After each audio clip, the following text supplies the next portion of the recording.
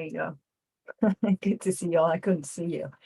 Um, so hi LB. Um, Hi Jamie. Good to see you now. And I've been thinking about all these times in which we are all. I think if we're all here practicing, most likely we're all for peace and love and just really being an active participant in building a better world for all of us and for all the newer generations and everybody else that we come in contact with. So, as I was thinking about this, I realized that in many ways, we forget sometimes that the immediate people that we come in contact with are part of our journey, are part of our practice. And I think I shared with you before that when I was in retreat, um, I saw my husband driving up and down the street, and I was like, I'm in my day, my retreat, and I could see myself getting a little worked up about it. And then it took a little while for me to kind of come back to, wow, this is a practice, right? And this is the hardest part because, we're in close proximity to one another, family members, children, our husbands, our wives, our partners, you name it.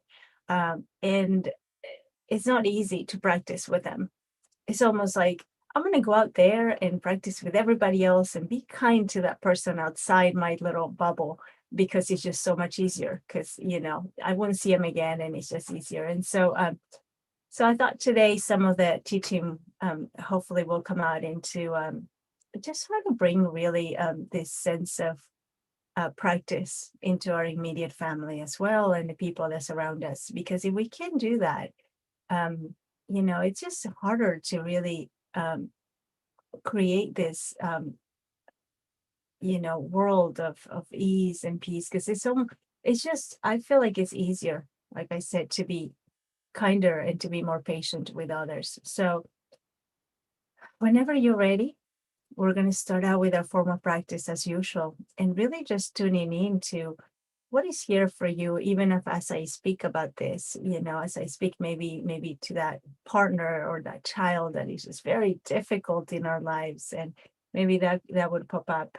And so really just noticing what's here for you right now. And if you like to close your eyes, you can. And if not, then you can just leave them open as well. And I see the hellos in the chat. And so during the meditation, we might just take a little break from that and kind of just tune into the body here, whether you're sitting or standing, and just noticing what's here for you. Maybe taking in a deep breath and exhaling long.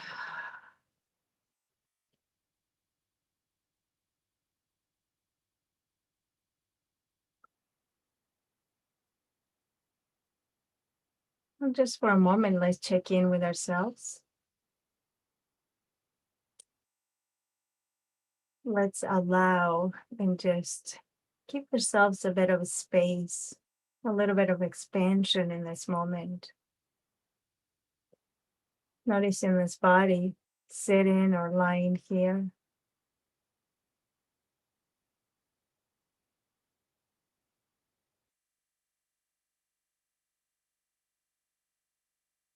And becoming aware of what's here for you right now.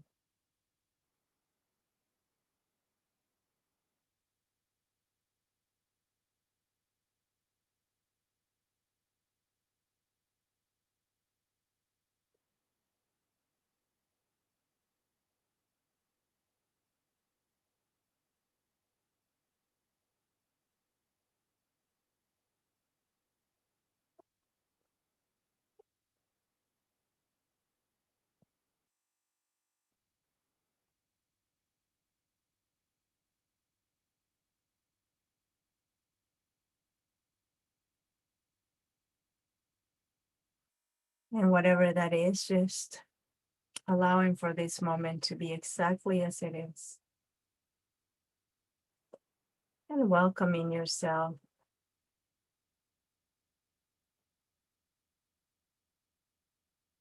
Welcoming all of you, welcoming your entire experience.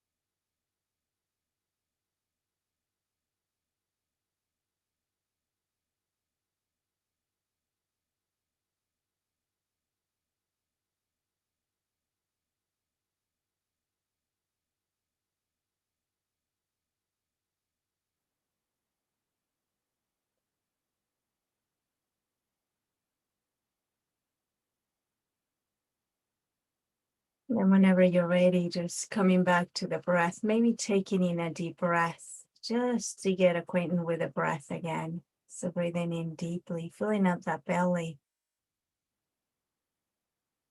And on a long, long exhale, just allowing the body to soften a little bit, inviting for a sense of ease, relaxation in this moment, if it's something that feels right to you.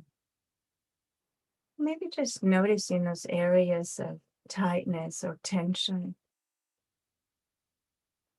And maybe taking another deep breath and inviting them to soften up a little bit. Maybe releasing the jaw, dropping the shoulders.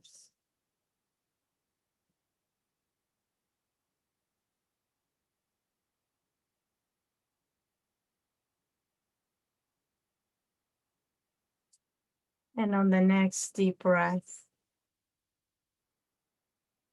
exhaling long and allowing this body to just really safely sink in to the surface, holding you, fully cradled by the earth. Feeling how gravity keeps you here in this place.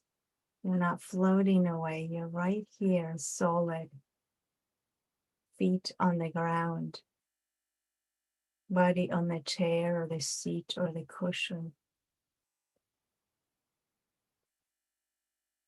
The earth like a magnet just holding you here safely, pulling you towards, cradling you.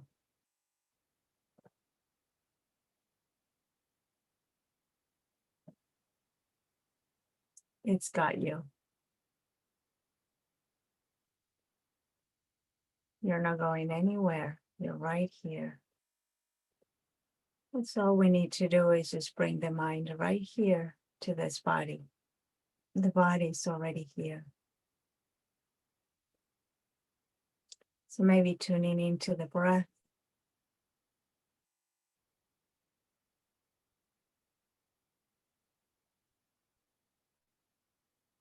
Tuning into those areas of contact of the body with the chair, the cushion, the surface holding you.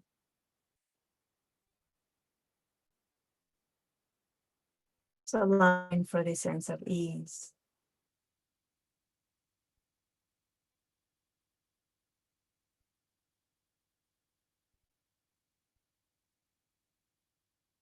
Knowing that you're not just cared for and cradled by the earth here right now at this moment, but by all of us here in the community, in this presence. Whether you're here live with us or watching later, we're all connected right now in this moment together. One breath, one moment at a time.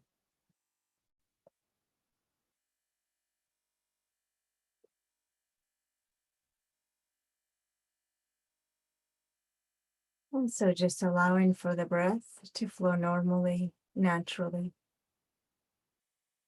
There's no need to control the breath. The body knows how to breathe, trusting that the body has your best interest right now.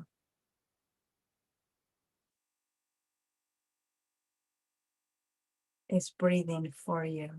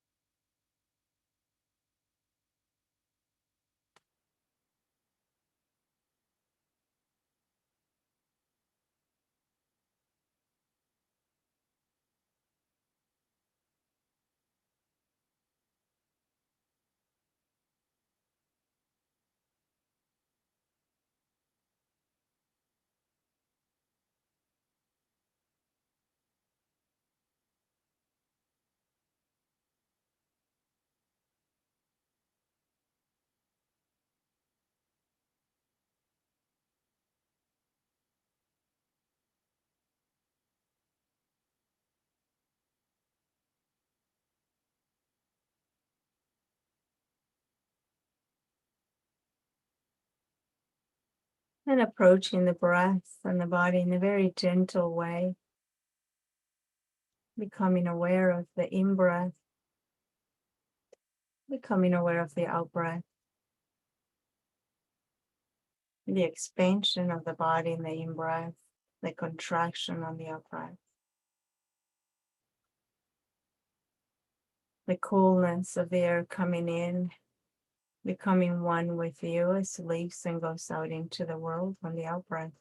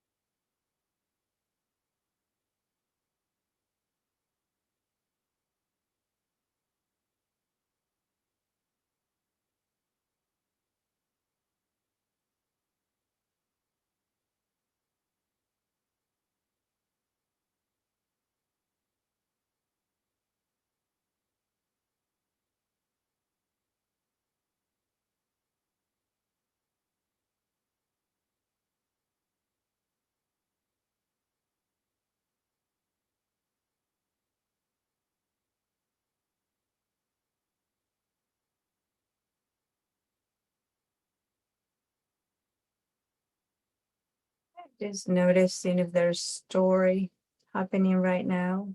The mind is telling a story about anything.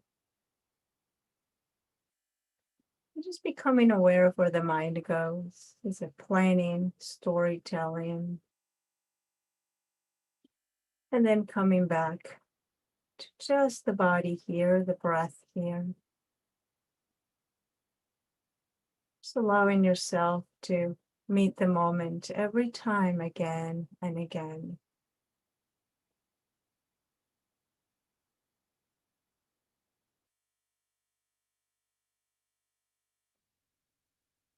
And every time you notice the mind wandering, bringing that mindful moment, non-judgmental mindful moment into mind. That's really what's happening. And maybe even giving it a little smile. That's, oh, oops, there he goes. And then just coming right back, tenderly and kindly.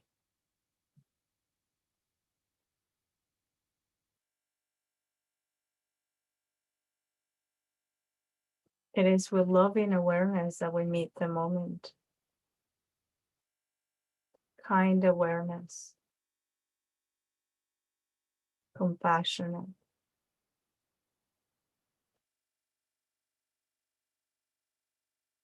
lovingly.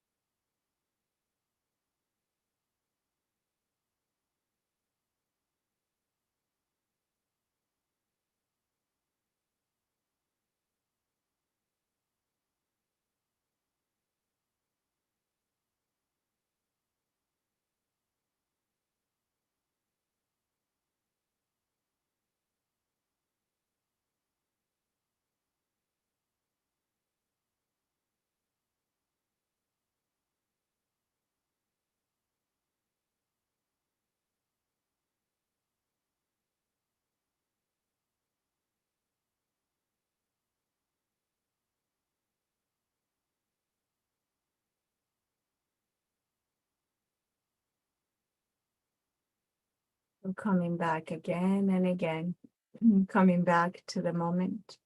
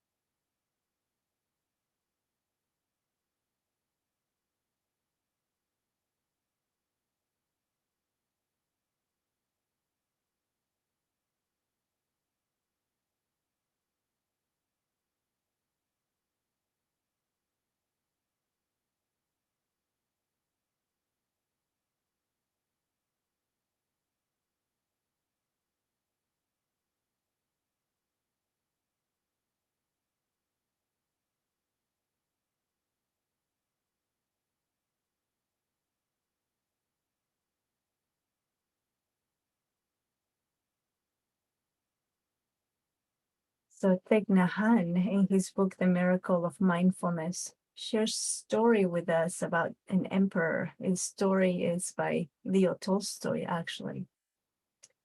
And he says that one day it occurred to the emperor that if he knew the answer to these three questions, he'd never stray in any matter. And the questions are, what is the best time to do each thing? What are the most important people to work with? And what is the most important thing to do at all times?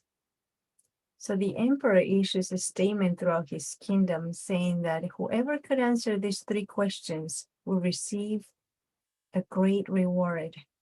So many, of course, came to answer the emperor with very different answers.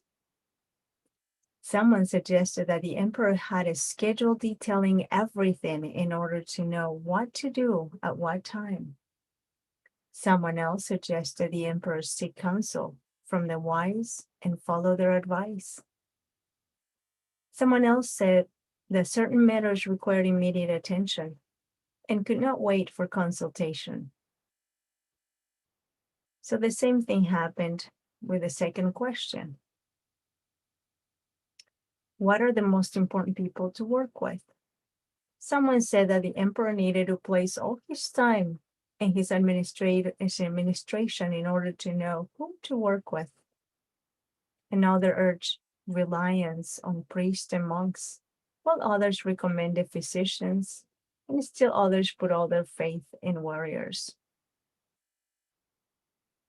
So then the third question drew very similar variety in responses. Someone said science was not the most important pursuit. Others said instead it was religion, and yet others claimed military skill. So the emperor was not really pleased with any of these answers. So he sought a hermit living on top of a mountain. And they used to call in the old times hermits people that lived in solitude. So they would retreat far away from others. So he found this person, the hermit, turning the earth around and digging. But in order for the emperor, excuse me, in order for the emperor to get there, he had to disguise himself and climb up the mountain so that he wouldn't be recognized. But as he reached him, he asked him these three questions. But the hermit patted the emperor on the back and continued to dig and go about his business. And the emperor said, "You must be tired. Let me give you a hand." So he kept digging and digging with this man. As the sun was starting to set, the emperor asked the hermit, "Please, if you don't have the answers, to my questions. Let me know so I can go on my way.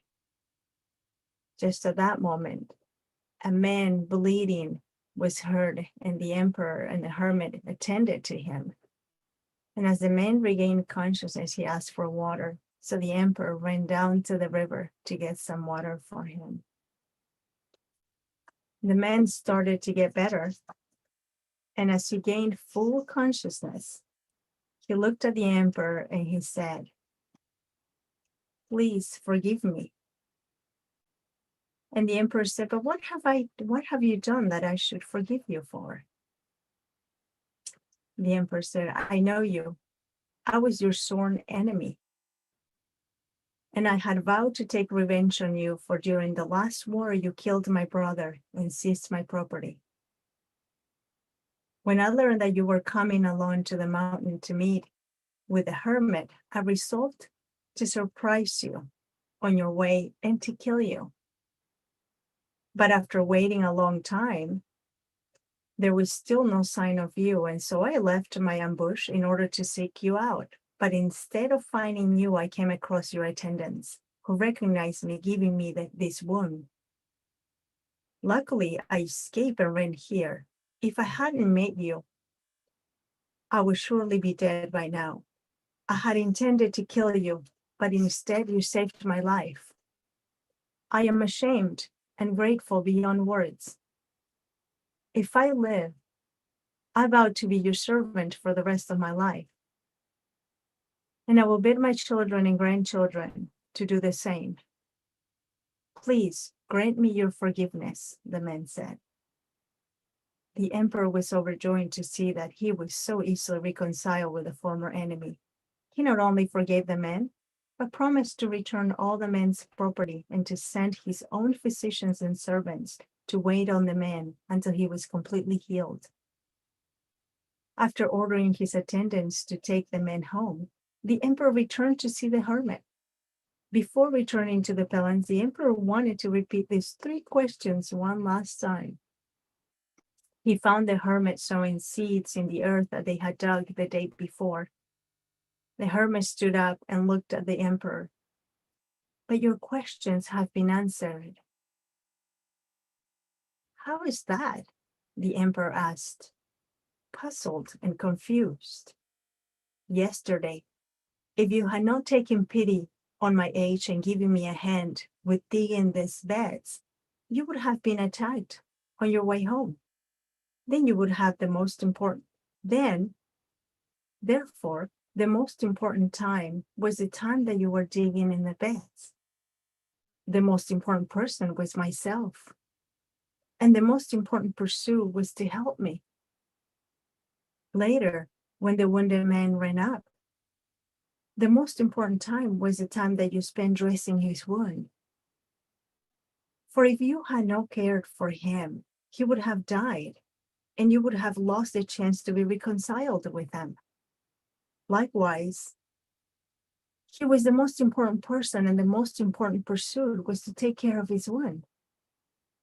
Remember that there is only one important time, and that time is now. The present moment is the only time over which we have dominion. The most important person is always the person that we're with, who's right before you. For who knows if you will have dealings with any other person in the future. And the most important pursuit is making the person standing at your side happy, for that alone is the pursuit of life.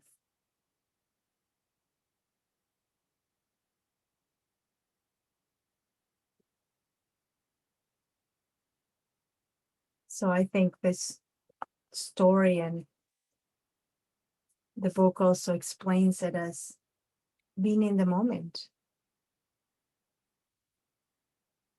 as every single moment is the most important moment in our lives. Every single person that we're with is the most important person at that moment. And everything we do at that moment is the important thing that we're doing. And that is the present moment over and over again. There's no other moment.